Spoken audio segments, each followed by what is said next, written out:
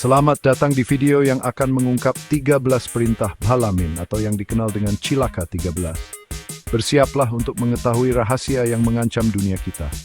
Saya Maulana Muhammad dan bersama Anda kita akan selami sebuah narasi yang mungkin terdengar seperti fiksi ilmiah, namun memiliki implikasi yang begitu nyata dan meresahkan. Apakah ini sekadar teori konspirasi atau ada kebenaran tersembunyi yang sengaja ditutupi dari kita semua? Pertanyaan ini akan menjadi benang merah penelusuran kita. Kita sering mendengar istilah Cilaka 13 dalam candaan sehari-hari, merujuk pada kesialan beruntun. Tapi bagaimana jika saya katakan bahwa di balik ungkapan populer itu, tersembunyi sebuah konsep, sebuah agenda yang jauh lebih menyeramkan. Sebuah daftar perintah yang, jika benar ada dan dijalankan, berpotensi merusak tatanan peradaban, mengendalikan pikiran, dan menjauhkan kita dari esensi kemanusiaan kita. Ini bukan untuk menakut-nakuti, tapi untuk mengajak Anda berpikir kritis. Dalam video ini, kita akan bedah satu persatu dari 13 poin yang diduga merupakan perintah Balamin tersebut.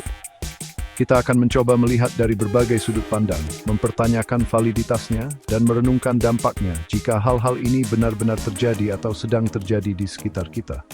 Siapkan pikiran Anda. Buka wawasan Anda, karena apa yang saya akan mengubah pesona semandang dunia. Mari kita persoalan ini bersama. Perintah pertama yang kita hadapi, dan ini langsung menusuk ke jantung identitas kita sebagai bangsa, bahkan sebagai manusia. Hilangkanlah ilmu pengetahuan penting. Slogan Jas Merah, jangan sekali-kali melupakan digaungkan oleh para pendiri bangsa kita bukan tanpa alasan. Sejarah adalah kompas, adalah cermin, adalah guru. Bayangkan jika kompas itu dirusak, cermin itu dipecahkan, dan sang guru dibungkam. Apa yang terjadi pada generasi yang tumbuh tanpa pemahaman akan akar mereka, tanpa pengetahuan akan perjuangan dan kejayaan leluhur mereka? Mereka akan menjadi generasi yang rapuh, mudah diombang-ambingkan, dan yang paling penting, mudah dikendalikan. Lebih jauh lagi, perintah ini secara spesifik menyebutkan menghapus sejarah penting agar generasi mendatang tidak mengetahui kekuatan cetak uang dinasti dan prasasti. Mengapa ini begitu krusial?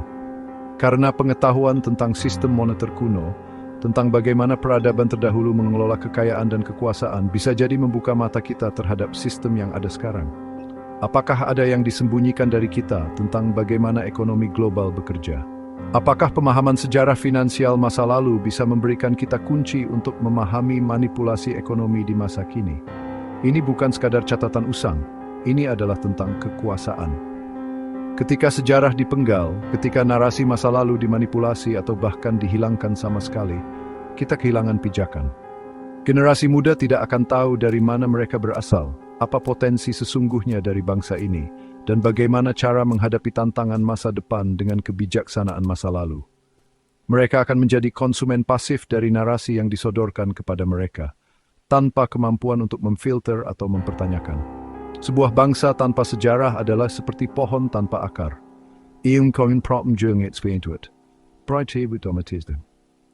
Pikirkan baik-baik, seimbang fitur berbinus sui. Perintah kedua membawa kita pada perangkap yang mungkin sudah sangat akrab di telinga kita. Ajarkan masyarakat untuk lebih mencintai nilai, status, dan berbagai macam kebanggaan duniawi. Coba Anda lihat di sekitar kita, bukankah ini yang sedang terjadi? Perlombaan tanpa akhir untuk memiliki lebih banyak, tampil lebih hebat, mendapatkan pengakuan berdasarkan apa yang kita kenakan, apa yang kita kendarai, di mana kita tinggal. Masyarakat didorong untuk mengejar fatamorgana kebahagiaan yang diukur dari materi, dari status sosial yang semu, dan dari validasi eksternal. Ini adalah pengalihan yang sangat efektif dari nilai-nilai yang lebih substansial. Perintah ini berlanjut dengan tujuan membuat masyarakat menjadi materialistis dan takut mati dengan mencetak uang kloningan sebanyaknya agar negara mengalami inflasi. Ini poin yang sangat menarik dan mengerikan. Ketika nilai uang terus-menerus digerus oleh inflasi yang diciptakan secara artifisial, orang akan semakin cemas akan masa depan finansial mereka. Mereka akan bekerja lebih keras bukan untuk kualitas hidup, tetapi hanya untuk bertahan, untuk mengejar ketertinggalan dari harga-harga yang terus melambung. Ketakutan akan kemiskinan, ketakutan tidak bisa memenuhi standar gaya hidup yang didiktekan, menjadi cambuk yang memacu kita dalam roda hamster materialisme. Dan apa hubungannya dengan takut mati? Ketika hidup hanya diukur dari pencapaian materi, kematian menjadi akhir dari segalanya, sumber ketakutan terbesar. Tidak ada ruang untuk perenungan spiritual, tidak ada waktu untuk mencari makna hidup yang lebih dalam, karena kita terlalu sibuk mengakumulasi harta benda yang pada akhirnya akan kita tinggalkan. Masyarakat yang materialistis dan takut mati adalah masyarakat yang mudah dikendalikan. Mereka akan kepantanjas iltunut sunik timbu mereka, bertrend debating mengubah prinsip itu terbatas pakai. Sebuah pekan yang sempurna. Perintah ketiga ini menyentuh aspek yang sangat fundamental dalam kehidupan manusia, spiritualitas. Bunyinya, jangan larang mereka beragama, tapi jauhkan mereka dari tauhid. Sebuah strategi yang cerdas, jika tidak bisa dibilang licik. Mengapa demikian? Karena melarang agama secara terang-terangan akan menimbulkan perlawanan yang masif. Namun, dengan mengizinkan praktik keagamaan sambil mengosongkannya dari esensi terdalam, yaitu tauhid atau pengenalan akan Tuhan Yang Maha Esa secara hakiki, tujuannya tetap tercapai, manusia yang jauh dari Tuhannya. Perintah ini menjelaskan metodenya, mengalihkan fokus mereka dari mengenal Tuhan dengan membombardir mereka dengan fikih, hafalan, dan ritual syariat. Tidak ada yang salah dengan fikih, hafalan, atau ritual syariat itu sendiri. Itu semua adalah bagian penting dari praktik keagamaan. Namun, masalah muncul ketika hal-hal tersebut menjadi tujuan akhir, bukan sarana untuk mencapai pemahaman spiritual yang lebih dalam. Ketika agama direduksi menjadi sekadar serangkaian aturan kaku, hafalan tanpa pemaknaan, dan ritual mekanis tanpa penghayatan, maka ruh atau esensi dari agama itu sendiri akan hilang. Akibatnya, banyak orang mungkin merasa sudah menjalankan agamanya dengan benar karena telah memenuhi semua aspek formal dan ritualistik. Namun, hati mereka kosong, jiwa mereka tidak terhubung dengan Sang Pencipta. Mereka mungkin hafal ayat-ayat suci, tapi tidak memahami maknanya dalam konteks kehidupan mereka. Mereka mungkin rajin beribadah, tapi perilaku sehari-hari mereka tidak mencerminkan nilai-nilai luhur agama. Ini adalah bentuk penjajahan spiritual yang halus namun sangat efektif. Masyarakat menjadi sibuk dengan kulit, lupa dengan isi. Dan ketika manusia jauh dari Tuhannya, ia akan mudah tersesat dan dikendalikan oleh kekuatan lain. Chapter 4, Perintah keempat, Narkotika hiburan dan pornografi massal. Berikutnya perintah keempat yang tak kalah merusak nomor satukan hiburan dan pornografi. Sebuah perintah yang dampaknya bisa kita lihat dengan mata telanjang dalam kehidupan sehari-hari. Dunia modern dibanjiri oleh hiburan dalam berbagai bentuk, mulai dari tayangan televisi, film, musik, game, hingga media sosial yang tak pernah tidur. Hiburan pada dasarnya bukanlah sesuatu yang negatif. Ia bisa menjadi sarana relaksasi, edukasi, bahkan inspirasi. Namun ketika hiburan menjadi prioritas utama, mengalahkan hal-hal esensial lainnya, ia berubah menjadi candu. Tujuannya jelas, membuat masyarakat menjadi pengejar kesenangan dengan mengutamakan hiburan dan pornografi. Ketika masyarakat terus-menerus dicekoki dengan stimulus kesenangan instan, daya kritis mereka akan tumpul. Kemampuan untuk fokus pada hal-hal yang membutuhkan perenungan mendalam akan terkikis. Mereka akan menjadi generasi yang mencari gratifikasi sesaat, tidak sabaran, dan mudah bosan dengan hal-hal yang dianggap serius atau berat.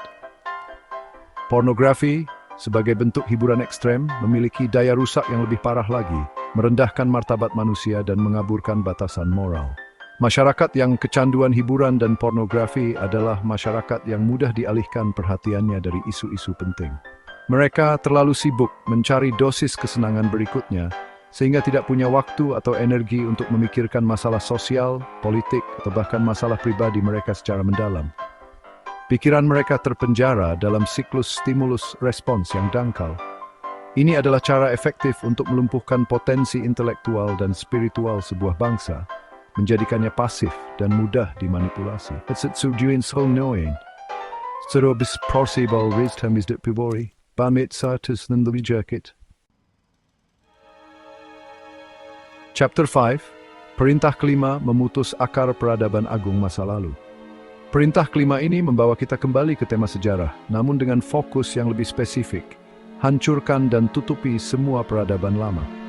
Ini bukan hanya tentang melupakan sejarah secara umum, tetapi secara aktif memusnahkan bukti-bukti fisik dan pengetahuan tentang peradaban-peradaban agung yang pernah eksis di masa lalu.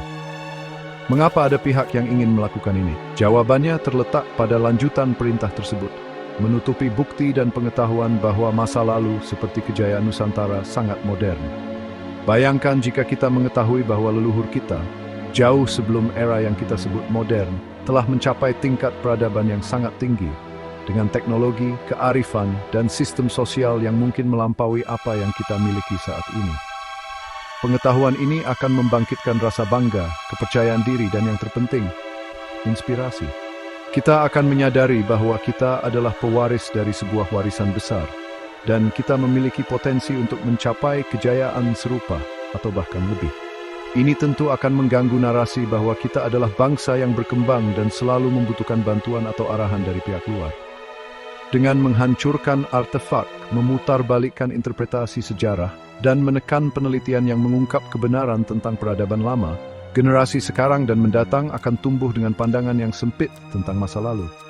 Mereka akan percaya bahwa kemajuan hanya datang dari satu arah, dari budaya tertentu yang mendominasi dunia saat ini. Potensi untuk belajar dari kearifan kuno, untuk menemukan solusi atas masalah modern dari teknologi masa lalu, akan hilang. Ini adalah upaya sistematis untuk membuat kita merasa inferior, bergantung, dan terputus dari akar kebesaran kita sendiri. Chapter 6, Perintah ke-6, Penjara Teknologi Terbatas. Perintah ke-6 menyasar salah satu pilar kemajuan manusia teknologi. Hilangkan teknologi dan jatah mereka dengan teknologi yang sangat terbatas. Ini adalah pernyataan yang sangat provokatif di era yang kita anggap sebagai puncak kemajuan teknologi. Namun, coba kita telaah lebih dalam. Apakah teknologi yang kita nikmati saat ini adalah puncak dari apa yang sebenarnya mungkin? Ataukah kita hanya diberi akses pada sebagian kecil dari spektrum teknologi yang ada? Sementara teknologi yang lebih revolusioner yang berpotensi membebaskan manusia justru disembunyikan atau ditekan. Tujuannya adalah membatasi akses masyarakat terhadap teknologi canggih. Bayangkan jika ada teknologi energi bersih yang nyaris gratis, teknologi penyembuhan yang sangat efektif dan murah, atau teknologi transportasi yang ramah lingkungan dan super cepat. Ketersediaan teknologi semacam itu akan mengubah tatanan dunia secara drastis. Ketergantungan pada sumber energi fosil akan hilang, industri farmasi raksasa mungkin akan goyah, dan struktur kekuasaan yang ada akan tertantang. Tentu ada pihak-pihak yang tidak menginginkan hal ini terjadi. Dengan memberikan kita teknologi yang cukup untuk membuat hidup nyaman dan produktif dalam batas tertentu, namun tidak cukup untuk memberikan kemandirian sejati, masyarakat akan tetap terkendali. Kita akan terus bergantung pada korporasi besar untuk inovasi. Kita akan terus membayar mahal untuk energi dan kesehatan, dan kita akan terus berada dalam siklus konsumsi yang dirancang untuk menguntungkan segelintir pihak. Pertanyaannya adalah, apakah kita benar-benar berada di garis depan kemajuan teknologi, atau kita hanya berada di halaman depan sebuah katalog produk yang sangat terbatas? Chapter 7, Perintah ke-7, Industri Sakit, Bukan Industri Sehat. Perintah ke-7 ini menyoroti sebuah ironi yang menyakitkan dalam sistem modern. Buatlah sebanyak mungkin industri kesehatan. Perhatikan penggunaan tanda kutip pada industri kesehatan. Ini menyiratkan bahwa fokusnya mungkin bukan pada kesehatan sejati, melainkan pada aspek industri dan komersialisasi dari penyakit dan pengobatan. Sebuah sistem yang secara paradoks mungkin lebih diuntungkan ketika orang sakit daripada ketika orang sehat. Ini adalah pemikiran yang mengerikan, namun patut kita pertimbangkan. Tujuan dibaliknya adalah membuat pengobatan menjadi barang mahal dengan menciptakan banyak industri kesehatan. Ketika kesehatan menjadi komoditas, maka hukum pasar berlaku. Semakin banyak produk dan layanan yang bisa dijual, semakin besar keuntungan yang bisa diraup.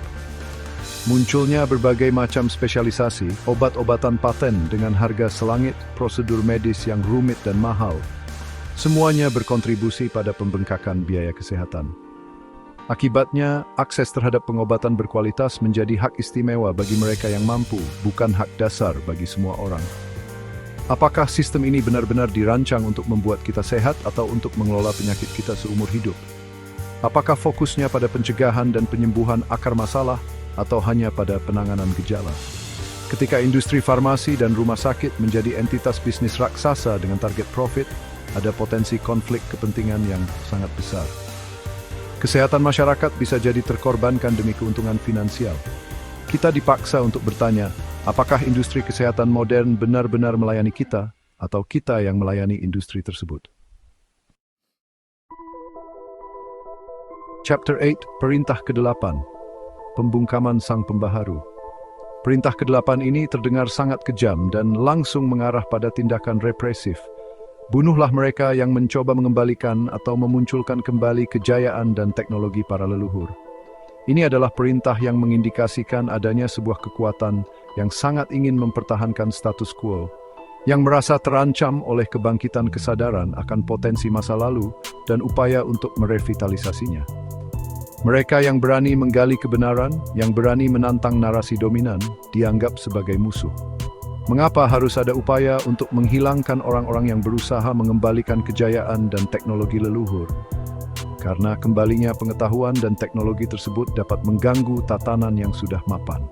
Bayangkan jika teknologi energi alternatif yang efisien dari masa lalu ditemukan kembali, ini akan mengancam industri energi fosil. Bayangkan jika metode penyembuhan kuno yang holistik dan murah terbukti efektif, ini akan mengancam industri farmasi. Kebangkitan kesadaran akan kejayaan masa lalu juga akan membangkitkan semangat kemandirian dan mengurangi ketergantungan pada pihak luar. Tindakan membunuh di sini tidak selalu harus diartikan secara harfiah sebagai pembunuhan fisik, meskipun itu juga bisa terjadi. Bisa juga berupa pembunuhan karakter, isolasi dari komunitas ilmiah, pemblokiran dana penelitian, pencemaran nama baik, atau berbagai bentuk tekanan lain yang bertujuan untuk membungkam dan menghentikan upaya mereka.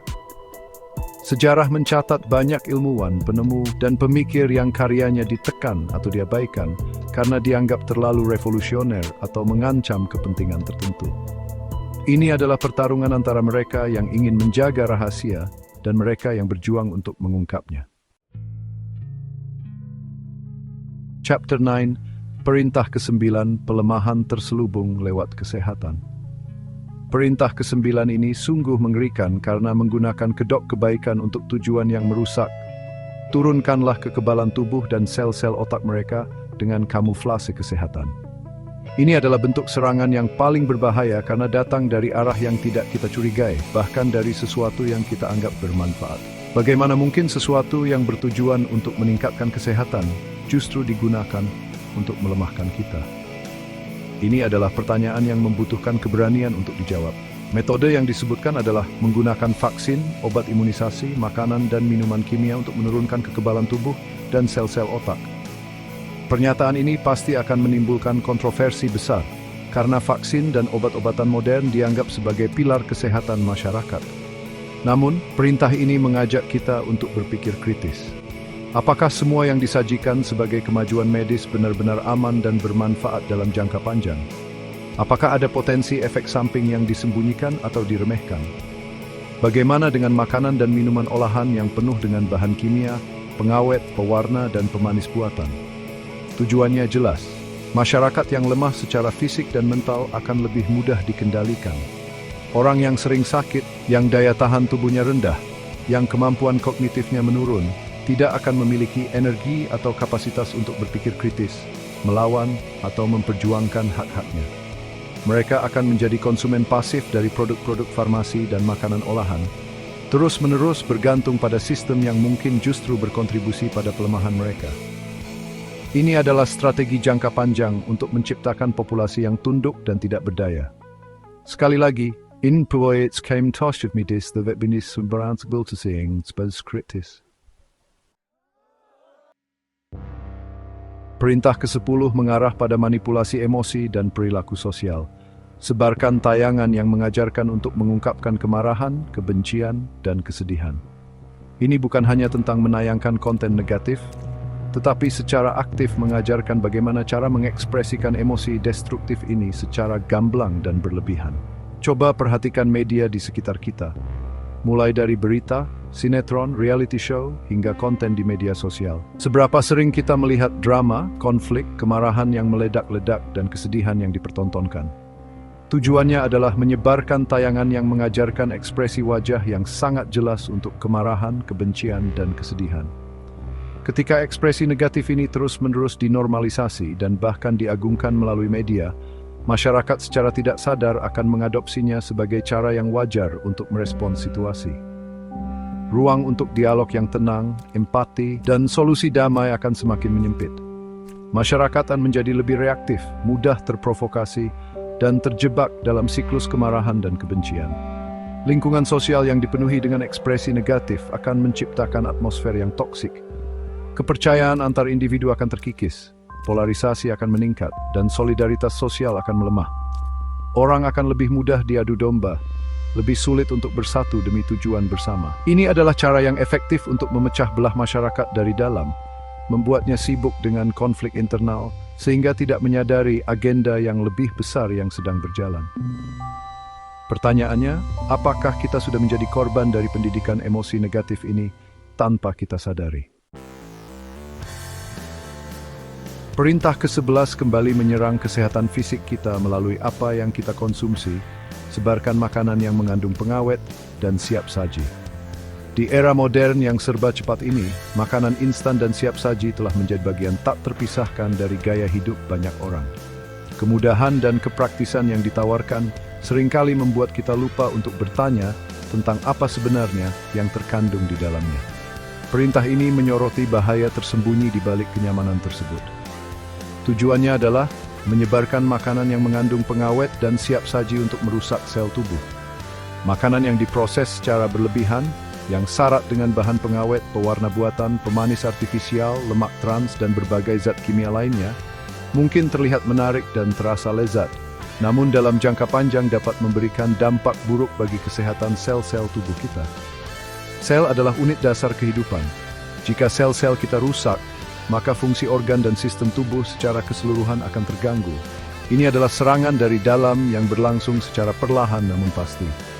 Akibatnya, kita mungkin akan lebih rentan terhadap berbagai penyakit kronis, mulai dari obesitas, diabetes, penyakit jantung, hingga kanker.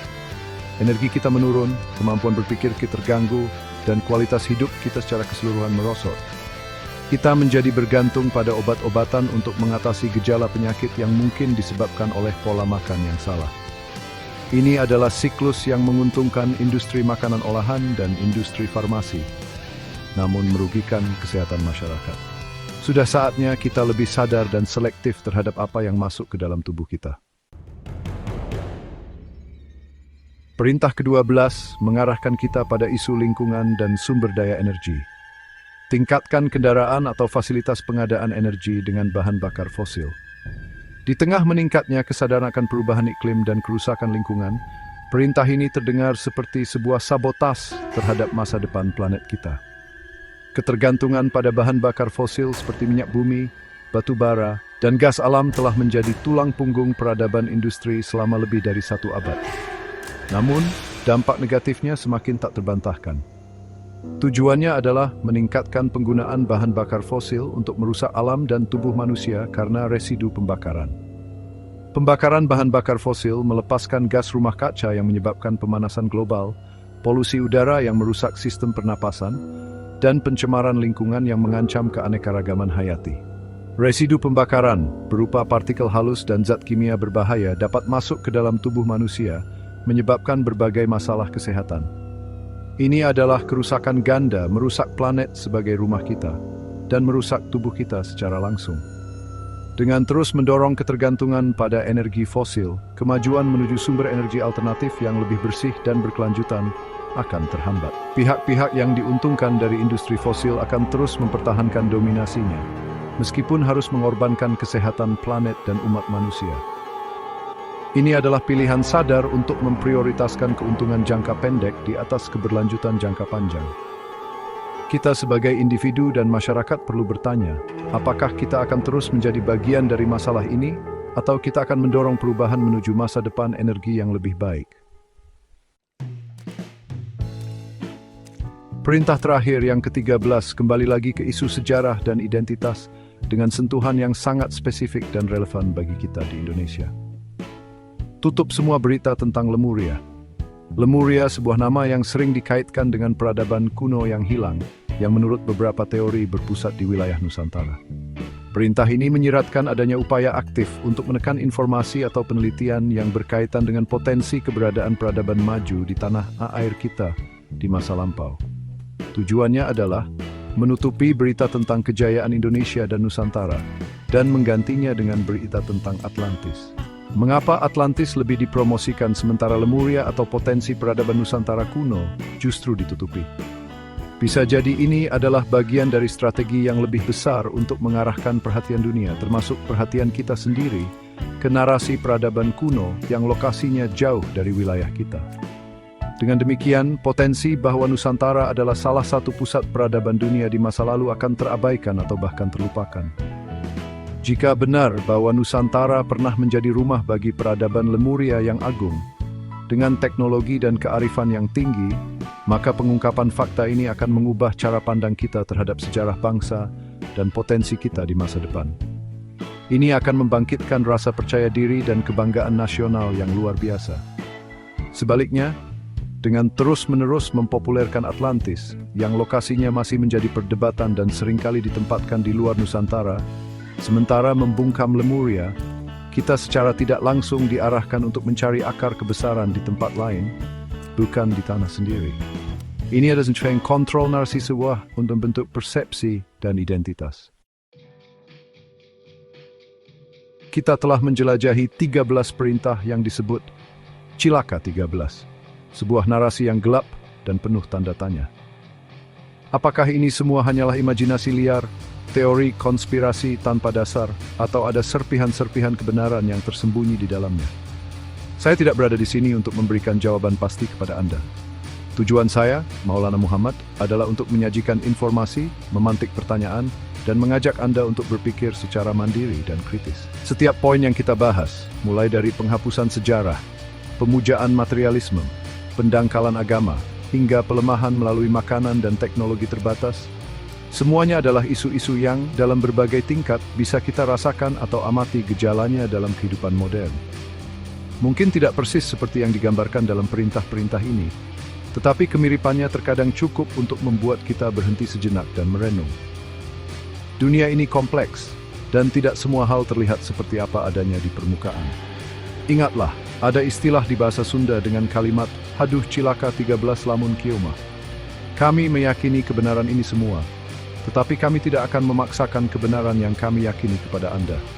Anda yang putuskan. Gunakan akal sehat Anda, nurani Anda, dan pengetahuan yang Anda miliki. Carilah informasi lebih lanjut, diskusikan dengan orang lain, dan yang terpenting, jangan pernah berhenti bertanya. Karena hanya dengan bertanya dan mencari, kita bisa berharap menemukan kebenaran dan membentuk masa depan yang lebih baik. Terima kasih.